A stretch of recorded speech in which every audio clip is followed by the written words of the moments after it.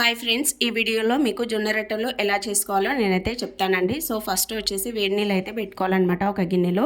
అవి వేడైన తర్వాత మీరు పిండి తీసేసుకొని అందులో వేడి వాటర్ మొత్తం వేసేసుకొని బాగా అయితే కలుపుకోవాలి. ఆ తర్వాత కొంచెం పిండిని పక్కకి పెట్టేసుకొని నెక్స్ట్ వచ్చేసి కొన్ని చల్లనీళ్ళు అయితే తీసేసుకొని దాంతో అయితే మొత్తం పిండిని ఈ విధంగా ముద్దలాగా అయితే చేసుకోవాలి. మనం జొన్న రొట్టెలు చేసేటప్పుడు పిండి కలుపుకునే విధానంలోనే ఉంటుందన్నమాట.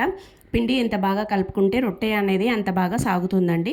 ఆ తర్వాత ఎంత రొట్టె చేస్తారో అంత ముద్ద అయితే తీసుకోండి. సో నేనైతే మీకు పీట కనిపిస్తుంది కదా, ఆ సైజు అయితే చేస్తానన్నమాట. అందుకే ఇంత ముద్ద అయితే తీసుకున్నాను.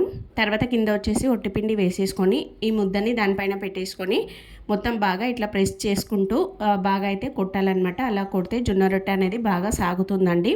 సో రెండు చేతులతో కొట్టామనుకోండి చాలా త్వరగా రొట్టె అనేది సాగుతుందన్నమాట. ఆ తర్వాత వచ్చేసి చూడండి, నేనైతే సేమ్ పీట సైజ్ అయితే చేశాను. నెక్స్ట్ వచ్చేసి ఇంకా స్టవ్ మీద ప్యాన్ అయితే పెట్టేసుకొని బాగా హై ఫ్లేమ్లో పెట్టుకోవాలి.